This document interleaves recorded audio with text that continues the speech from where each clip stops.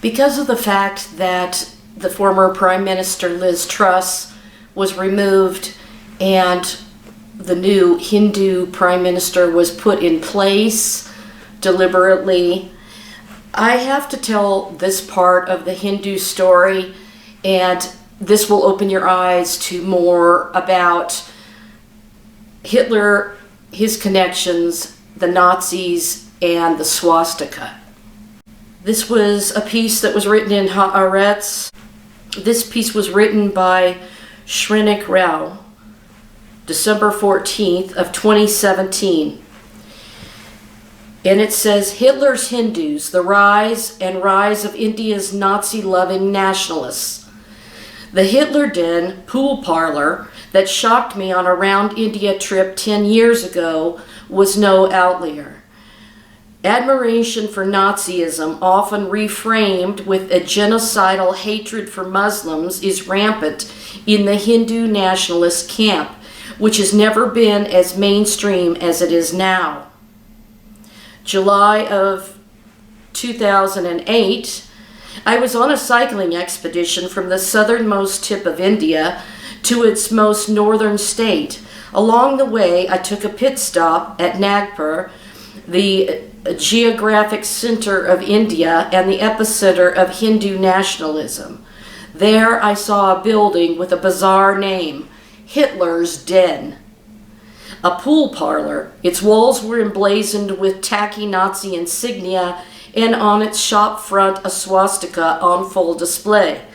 The swastika is not an unusual symbol in India.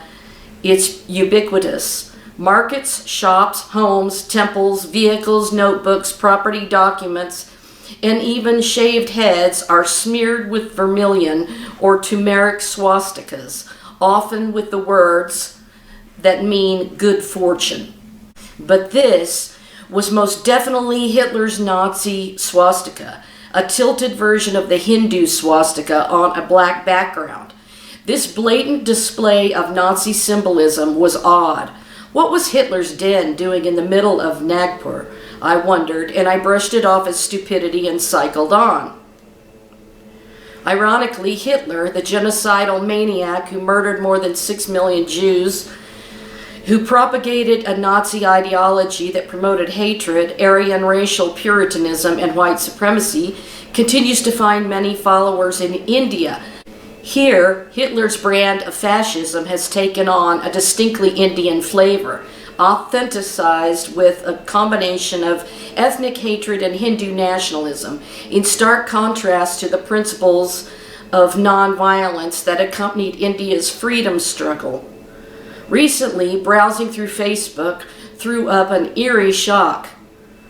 It said, Hari Om Heil Hitler, said a post next to an image of a young Hitler followed by a paean to Aryan values. The cover picture read, meaning, Hail Aryans, hail land of the Aryans. On display in his German screen name, which I won't give that out, but his feed is full of Nazi insignia with images of Hitler and graphics of Vishnu, a Hindu god known for several reincarnations. Adolf Hitler, the ultimate avatar.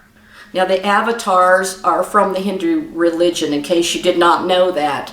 So that movie Avatar was no made-up fantasy story. It has to do with Hinduism. India's swastika god, said another. Their posts reflect an oft-repeated theory in neo-Nazi web forums that Hitler was a reincarnation of Vishnu. And of course they believe in reincarnation. Vile anti-Semitic rhetoric accompanied it. Germany is now a rabbit under the shelter of Jewish finance with the Hollywood movie industry and the majority of U.S. television networks, newspapers, publishing houses, Jewish-owned for nearly 70 years. The demonization of Adolf Hitler has been almost relentless, end quote. Now this is kind of what people just got mad at Kanye for saying some of the same stuff. His friends comment in chorus, and it would just say Nazi the Great. Hitler was a supporter of Indian nationalists. Many of them shared a YouTube video with over 100,000 hits entitled Adolf Hitler the greatest story never told, alongside the salutation, "Victory to India, an independence-era slogan." These posts are a putrid mix of anti-Semitism, racism, misogyny, and extreme Hindu nationalism, evoking the widely held myth of Aryan racial superiority, appropriated to refer to Aryan Indians, and the Nazi propaganda of the sacralization of terror embodied in the Kshatriya Code and the Bhagavad Gita. Now, the Prime Minister of England took his oath of office on the Bhagavad Gita instead of a Bible per se. These posts reflect the belief that Hitler was born to end Kali Yuga, the dark age of Hindu mythology. As one post reads, if we go to northeast of India, we find mixed races of Mongoloids and many more cases where pure Aryan bloodline was lost. Digging into social media reveals that there is a large and growing community of Indian Hindu Nazis who are diligently connected to neo-Nazi counterparts around the world. Other social media sites and online platforms, too, had their share of strange yet fanatical admiration for Hitler, reframed with Hindu nationalism. They say Hitler was great, Hindu Hitler, etc. A popular Indian web portal that said that they love him too, and they're one of his biggest fans. And these people are stupider than a rock, but I just have to say that. I just cannot believe the audacity of these people.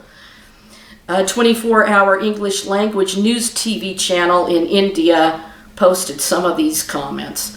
I also found Indian-based WhatsApp groups discussing Hitler's positive contributions. They portrayed him as Germany's great leader, a patriotic nationalist who punished the traitors. This strange adulation for Hitler has already gone beyond social media and entered our educational system. Schools across India have wittingly or not propagated Hitler's achievements. So disgusting. Now they show the swastika on the top of this Hindu guy's head, painted.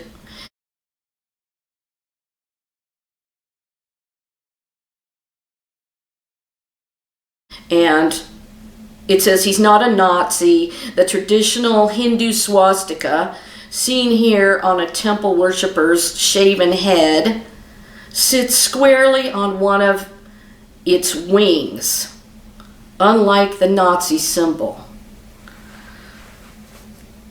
You know, that reminds me of the phrase that the abomination of desolation will be on the wing of the temple. And this is referring to the Nazi symbol as sitting on one of its wings. What a coincidence is that? Now the article is a little bit long, so I'm going to skip down here. It says, in 2012, when 10th grade students taking French lessons at a private school in Mumbai were asked to complete a sentence starting with j'admire, followed by the name of the historical figure that they admired most, 9 out of 25 students picked Hitler. Students in the South Indian city of Madurai justified their admiration for Hitler without even knowing that he was the leader of Germany.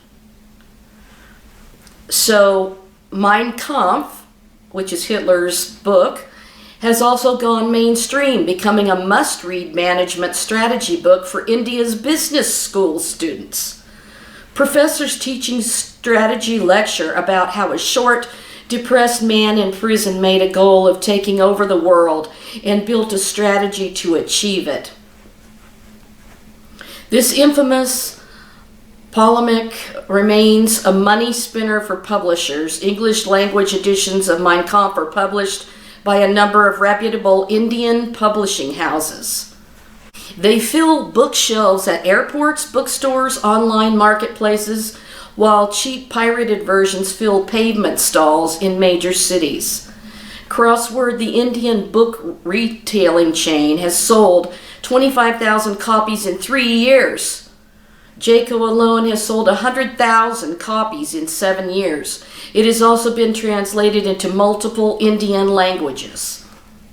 It is certainly alarming that young people think it's cool to admire a murderous maniac. Is it the result of the naivety of youth or of a sustained campaign of political patronage by Hindu nationalists? In casual conversations, a surprising number of well-read, globe-trotting Indians shared a respectful, almost fanatical admiration for Hitler. This country needs a dictator like Hitler is a common trope I've heard from well-educated Indians with degrees from some of the best universities in the world. A poll conducted by the Times of India in 2002 found that 17% favored Hitler as the kind of leader India ought to have. It is not surprising then that ice creams, pool parlors, restaurants, clothing stores, home furnishing stores, films, and television shows have all chosen to use Hitler or Nazi as their brand names. Do you know that the mark of the beast is like a brand mark? It's the royal cipher of the king, and that's only one part of it. I told you that there's, the king's cipher is going to be like a mark approved by the king. It's put on all merchandise, and it will be put on the people. So now we've got this Hindu prime minister, and what's he going to think about the swastika symbol? He's going to think it's good, right? Several Indian politicians have built formidable careers evoking Hitler's ideology and publicly professing their admiration for him. It is a Hitler that is needed in India today, said Bal Thackeray, the leader of the Hindu extremist outfit Shiv Sena in 1967. Known for his exceptional bigotry, xenophobia, and hate-mongering, his fascist ideology is eerily similar to, if not an exact replica, of the genocidal Nazi ideology. And I'd like to say right here, I've just seen on Twitter Democrats saying that if you don't vote for them and you get Republicans, you're going to have America turn into fascism, which is exactly what they are turning it into. So, he has a track record of inciting tensions among Mumbai's communities, urging Hindus to form suicide squads to kill Muslims. But he hasn't stopped at tactical acts of violence. He has created a distinct brand of Hindu fascism which explicitly seeks inspiration in Nazi genocide. There is nothing wrong, he said in a chilling interview in 1993 with Time magazine, if Muslims are as treated as Jews were in Nazi Germany. Citing Hitler's infamous polemic, he tried to apply fascist ideology in the Indian context. If you take Mein Kampf and you remove the word Jew and put the word Muslim, that is what he believes in. Sick, sick, sick. His nephew and political successor, Raj Thackeray, took the baton. Speaking to journalists in 2009, he made this statement: "When it comes to organizational skills, there are few who can rival Hitler. There are several other things about Hitler which any leader would envy." What would that be? Having all power and the dream of being the all-powerful king of the world, I might add. Nagpur, where I saw Hitler's den, the pool parlor, has a unique connection to the Nazi leader. Here, he is a great hero for the leaders of, I can't say this word, Rashtriya Swayamsevak Sangh, the right-wing Hindu organization headquartered in the city. It's the group from which current Prime Minister Narendra Modi and also Nathuram Godse, the man who murdered Mahatma Gandhi, emerged. An extreme Hindu nationalist, V.D. Savarkar, an early mentor of the RSS, had a great liking for Hitler's Nazism and supported Hitler's anti-Jewish pogroms. There's no reason to suppose that Hitler must be a human monster because he passes off as a Nazi, he said, addressing a Hindu gathering in 1940. adding Nazism proved undeniably the savior of Germany. Are you kidding me? Oh man, these people are cuckoo. Seeking to purge Muslims from India, he said, if we Hindus in India grow stronger, in time these Muslim friends of the League type will have to play the part of German Jews instead. This fanatical admiration for Hitler and his genocidal agenda is not an aberration. It was and still is endemic among the RSS leadership. MS Goldwalker and another early RSS leader, also known as the Guru of Hate, idolized Hitler's Nazi culture nationalism and wanted to create a Hindu nation by adopting Hitler's totalitarian fascist pattern. In his book 1939, We Are Nationhood Defined, he wrote, German race pride has now become the topic of the day to keep up the purity of the race and its culture. Germany shocked the world by her purging the country of the Semitic races, the Jews. A good lesson for us in Hindustan for us to learn and profit by. This is not a careless, thoughtless evocation, rather a carefully planned political move. And that is very frightening to find this connection. Now let me read this from i.stuff.co.nz. The British Prime Minister, a stolen symbol and a glimpse inside number 10 Downing Street. This was posted October 30th of 2022. Opinion. Bang on the Hindu Diwali celebrations, the United Kingdom was provocatively reminded by The Guardian that British now had its first Hindu Prime Minister in Rishi Sunak. A new beginning for multiculturalism. Diwali is the symbol of the triumph of good over evil and knowledge over ignorance. It is celebrated in the privacy of families and as public events, especially in the cities of this place in New Zealand with large Indian communities. The mainstream embrace, however, is a qualified one. The swastika is a 5,000-year-old Hindu symbol of good fortune, commonly used in many everyday and special Hindu, Jain, and Buddhist ceremonies. For Hindus, the symbol is intrinsically related to Lord Ganesh, the elephant-headed god of beginnings, one of the most powerful of the Hindu pantheon. And that's the idol that the current Prime Minister has on his desk, that elephant. As the remover of obstacles, Ganesh is central in all Hindu ceremonies dealing with the blessing of new businesses, journeys, projects, and campaigns. If Rishi Sunak's public statements on his commitment to his Hindu faith are to be believed, then the presence of the swastika symbol should be a norm within his home, and now potentially at his office residence within 10 Downing Street.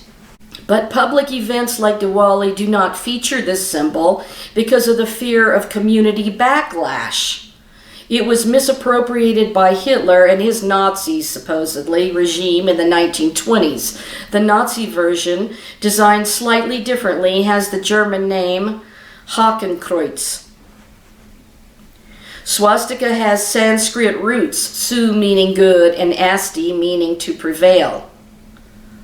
Hitler's misappropriation, supposedly, has been accepted around the world as a symbol of genocide. An Auckland businessman, Ambrish Gupta, suffered a backlash in May of 2008 when he painted the Hindu swastika on the roof of his home. Faithfully, he believed protecting his home and his family. Now, I guess what I'm saying here is this going to be eventually incorporated somehow with approval of King Charles as a positive mark of good fortune, accompanied by the King's royal cipher. Whether it is or isn't, I can't say for sure, but I'm just giving you this information so you'll know what's going on here. Understandably, the immediate antagonism came from families of returned servicemen. Others appealed for the need to accept different cultural interpretations. The aggressive said Mr. Gupta, now living in New Zealand, should follow the local norms. A similar position was adopted by a number of local Indians, but in a resigned acceptance of the power of the majority to dictate norms. No one mentioned that 2 months before, the Second Hindu-Jewish Leadership Summit in Jerusalem had issued a joint declaration that mentioned the misappropriation by the Third Reich and the heinous crimes perpetrated using the emblem, particularly against Jews. So they had this meeting in Jerusalem between the Hindus and the Jews called the Second Hindu-Jewish Leadership Summit in Jerusalem. Issued a declaration about it. The participants recognized that this symbol is and has been sacred to Hindus for millennia before this misappropriation, it stated. But they're admiring what Hitler did alongside the swastika in India. So that tells you it's more than just a little symbol that they treasure. This lack of awareness blurs the concept of private rights and the breach of public norms. Gupta said, in a sense, was shouting his private cultural belief from his rooftop. In October of 2019, Adelaide media reported the case of a serviceman delivering to a private address, stomping a swastika symbol displayed at the doorway. The Diwali decoration had taken the Hindu householders 4 hours to create. The destruction was recorded on the home security video and reported to the police. So quietly celebrating the Hindu swastika within the privacy of your home can also witness your rights trampled by the norms of the majority. For as long as the stolen symbol and its true narrative are not reclaimed by the original owners, the neo-Nazis will continue to dominate the narrative. UK's first Hindu Prime Minister is highly unlikely to allow BBC's cameras into his official residence at 10 Downing Street, given the potential for a glimpse of Lord Ganesh, the remover of obstacles, sitting in the inner sanctum with this ancient sacred symbol displayed on his large belly, said to contain many universes. Is this going to be the abomination of desolation? And the sacred cow is going to be brought there in the third temple, and this swastika symbol is going to be allowed to be there, which was a mark, and people were numbered with an ink tattoo that were prisoners in the Holocaust. And by the way, we saw King Charles talking to, one of the Holocaust survivors, and she showed him her ink mark.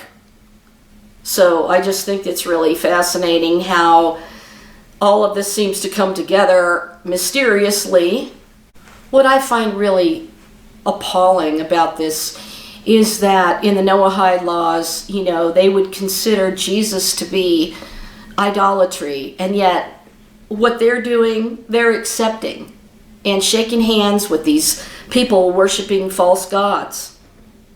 In Jerusalem, of all places. I told you, Jerusalem is the first beast, the scarlet harlot, mystery, Babylon the Great, mother of harlots. An extraordinary interfaith meet between Hindu and Jewish religious leaders, an event with the potential to pioneer a paradigm shift from conflict to harmony among all religions, took place at Jerusalem, and this was written January 4th of 2016. So let's see. The historic meet emphasized and illustrated the importance of honest dialogue between any two religious traditions to resolve seemingly not resolvable differences. Last year, Hindu and Jewish religious leaders representing the two oldest traditions in the world commenced an inter-religious dialogue in New Delhi. Following that, the chief rabbinate of Israel and the delegation from the Hindu Dharma Akshara Sabha held the second round of interreligious dialogue at Jerusalem in February of 2008. The Jerusalem meet concluded with a landmark declaration that Hindus worship one supreme being and are not really idolatrous.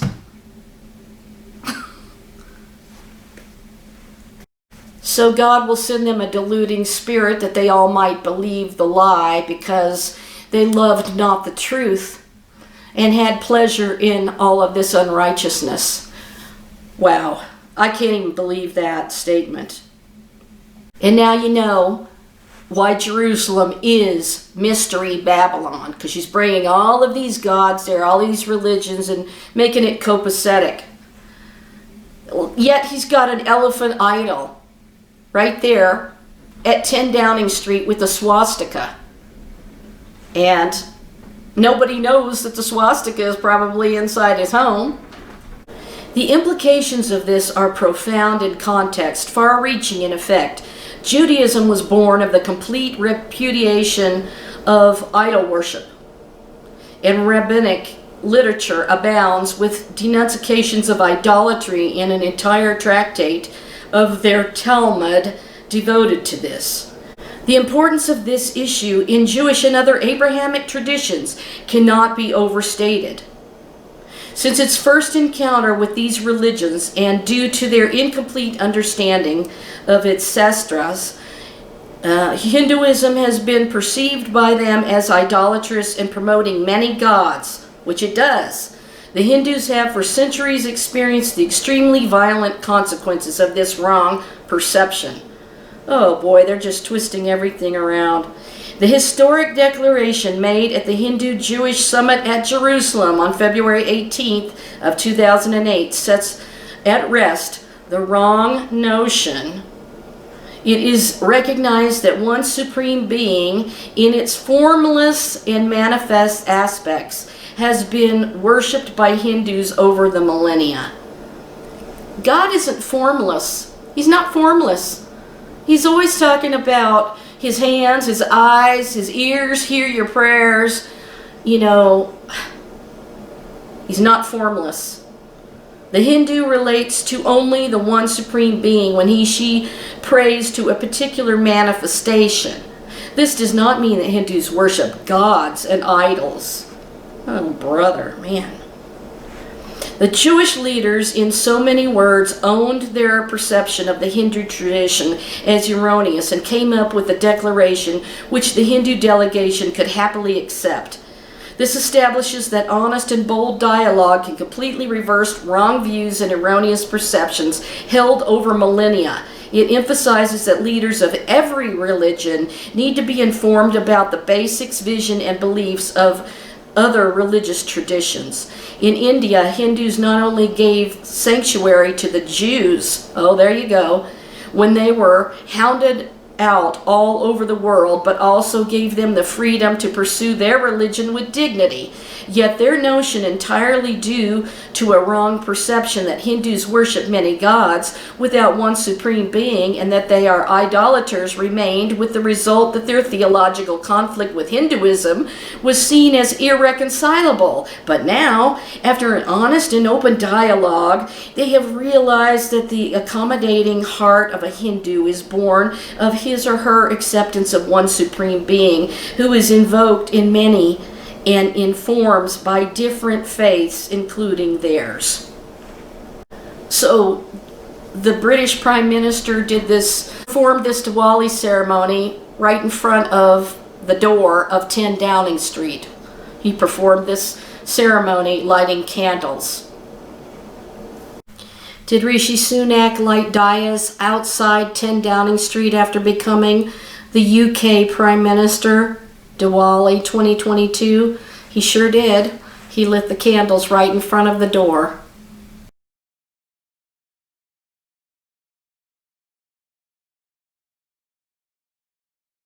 So now let me talk about this millenniumpeacesummit.org, where you can see this document. It's got the Hindu sign and the Star of David sign together. It says Historic Hindu-Jewish Declaration. Hindu leaders met the chief rabbis and Prime Minister of Israel, and that happened in 2008. The AJC hosts Jewish and Hindu world leaders in Jerusalem. Hindu American Foundation joins in historic Hindu-Jewish summit held in Israel. So they put forth with the rabbis this declaration stating and trying to twist things into believing that the Hindus believe in one God. And so this is just unbelievable to me. It's just absolutely unbelievable.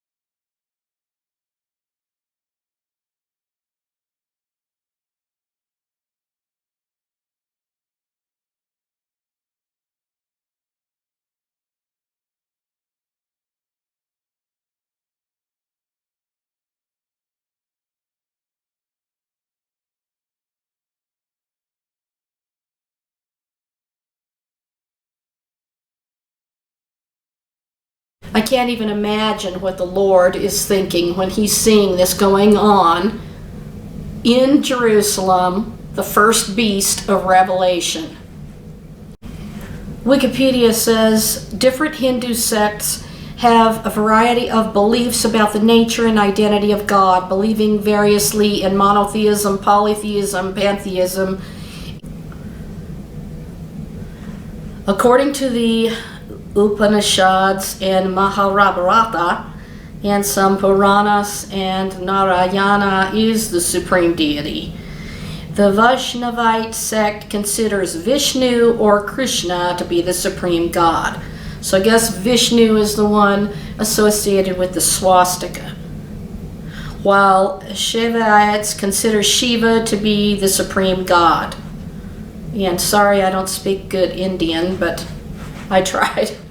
In Judaism, God is an absolute one, indivisible, and incomparable being who's the ultimate cause of all existence. In Hinduism, gods are considered to have a similar status to another when distinct, but may also be seen as aspects or manifestations of a single transcendent God or an impersonal absolute. So this is what the rabbis are trying to now say, is that the Hindus worship one God manifesting in all these different things like the elephant idol and all of these other fake gods. Now I just wanted to add this, that in HindustanTimes.com, published July 13th, 2022, before Rishi Sunak became the Prime Minister of the UK, you had this posted, this tweet. It says Anand Mahindra's tweet about Destination 10 Downing Street wins hearts on Twitter.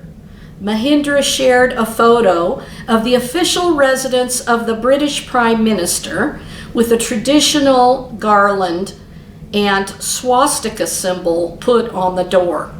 The hint was clear. And Mahindra Group Chairman Anand Mahindra, who often keeps Twitter engaged with amusing and relatable tweets, did it again as he shared a meme, a photo of the British Prime Minister's London residence with a photoshopped Indian toran or garland made of dry mango leaves and the swastika symbol, which marks an auspicious beginning, painted in red on each side of the doorway. The entire picture was typical of a Griha Parvesh, or a ceremony performed at entering a new home, and was a not so subtle hint at the identity of the United Kingdom's possible new leader, Indian origin British MP Rishi Sunak. The industrialist captioned the photo saying, "The future of 10 Downing Street? The famed British humor is now laced with Desi humor." The tweet went viral and has garnered more than 18,000 likes and 1,400 retweets. Mahindra's hint was clear as 2 Indians, Rishi Sunak and Swela Braverman, were among the 8 candidates in the race to succeed Boris Johnson. And of course we know that they instantly removed Liz Truss because she did not even want Prince Charles to attend the COP27 summit. If he won the election, which he did, it would be so amazing to see how time gets turned into 360-degree mode. The same queen who used to rule our country is going to see one of us ruling her country, a user wrote in reply to Mahindra's tweet. They need to tie limbu mirichi on the doors to ward off bad omens, said another. Being Indian is cute sometimes, another person tweeted. Sunak's resignation with that of former health minister helped trigger Johnson's downfall. Although the Indian origin British leader heads a final list of 8 candidates. He needed the backing of at least 20 Tory MPs to secure a place in the first round of balloting. So he already seemed to know who was going to be the prime minister, and he put the Hindu swastika in a Photoshop picture of 10 Downing Street. And this kind of reminds me how the Jews were told on Passover to put the lamb's blood on either side of the door in the lintel of the door frame. But after all of the evil of the use of the swastika, there is no way that this symbol needs to be revived or reused, and it's not a symbol of good luck.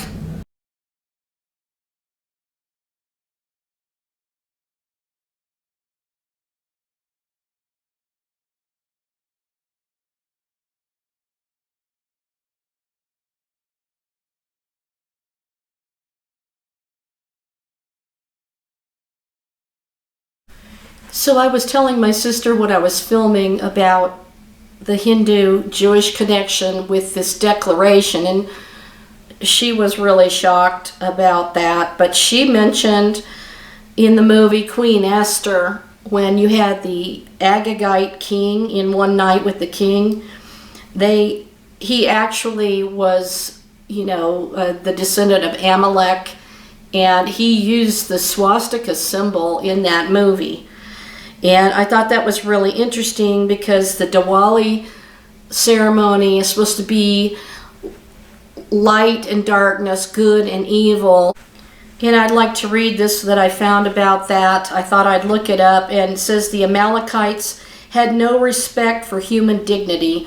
They preyed on the Israelites at the rear, the old, the weak, and the weary, for no reason other than the fact that they were weak. As a nation, they may have gone the way of the Egyptians, the Greeks, the Persians, and the Romans. But our battle with Amalek, the idea is eternal. It is, on the symbolic level, an externalized version of the battle between good and evil I described in this post about human nature. Amalek, Yetzer Hara, the evil inclination, the snake from the story of Adam and Eve, the Satan. In a way, these concepts are all different facets of the same thing. They are all illusions of darkness that are meant to help us learn to receive the light. And of course, it says, I think this story is an archetypical allegory of the epic battle between Israel and Amalek that has waged ever since. History has shown us that the spiritual heirs of Amalek often target the Jews as their first victims. It often starts with the Jews. It never ends with the Jews, the grim saying goes. While the truth of this idea resonates for me, it does not allay my discomfort with the practical, non-symbolic aspect of this commandment. Some may argue that when it came to Amalek, there was no such thing as an innocent civilian, but really, newborn babies, sheep, cattle, I can stomach the idea that as a culture, it was dangerous and needed to be wiped out, but isn't there a gentler, more compassionate alternative than genocide? Thankfully, the actual Amalek nation having disappeared from the face of the earth long ago, it is not really a practical issue, but it's still something to struggle with. You bet it is. I mean, just think of the fact that the Hindus are praising Hitler and his accomplishments as if he was a great leader of Germany. Some of them don't even know he was the leader of Germany. They're ignorant. But this is just insanity of how the rabbis are bringing all of these religions together and making it copacetic. And now you can see how it was all planned to have Rishi Sunak be the Prime Minister of the UK, the first Hindu. And, you know, they won't even take a camera in 10 Downing Street because they're sure that there's swastikas in there. And it was no joke, even though it was supposed to be funny, as a photoshopped picture of the swastika on either side of the door frame on 10 Downing Street. I think that the UK Christians and people that really follow the Lord really need to be praying, because this is pretty hefty information. And by the way, he is the son of an NHS doctor and a pharmacist. Rishi Sunak wasn't directly elected or even chosen by Tory members, and nobody believes his appointment will usher Britain into a post-racial era. And yet the speed of Britain's change is remarkable, especially as diversity came late to UK politics. When India was an imperial possession, 2 Parsis were elected to Parliament, but it was not until 1987 that another person of color entered the House of Commons. And this did just happen. But it says, so if next year Sunak cheerfully puts Diwali candles outside the house that once was Churchill's, you're not Indian if you don't smile a little. That's the only gatekeeping of identity I'll allow. So he wasn't elected, he was just appointed by King Charles III for a reason.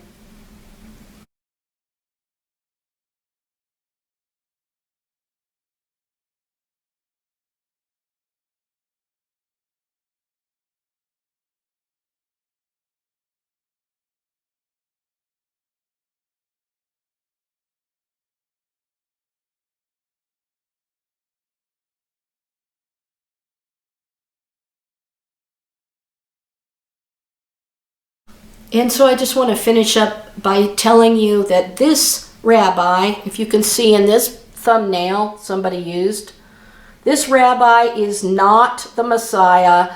The Jews are not looking to him to be the Messiah. It was a story that Christians picked up and ran rampant with, and the Jews didn't even have him on their radar. He's just a popular rabbi, nothing more. And the person that's going to be the anointed one, the Messiah, is going to be a king. So I hope this enlightened you to some degree as to what's gone on with the Hindu-Jewish relationship and how it's setting this up with King Charles III to be the anointed king, the restored Davidic dynasty that the Jews are going to put in place, and opening the door to this Hindu inclusive religion with all of the other pagan religions that are believing in multiple gods. So I'm really glad and happy that I have the Lord Jesus Christ, because he's the King of Kings and Lord of Lords, and there's nobody else by which we can be saved except through him. Give your life to him before it's too late. Time is coming to an end with all of these things coming about, and there's not much time to give your heart to him. And please, I really could use some donations. They've been very few and far between, and I'm barely making things happen.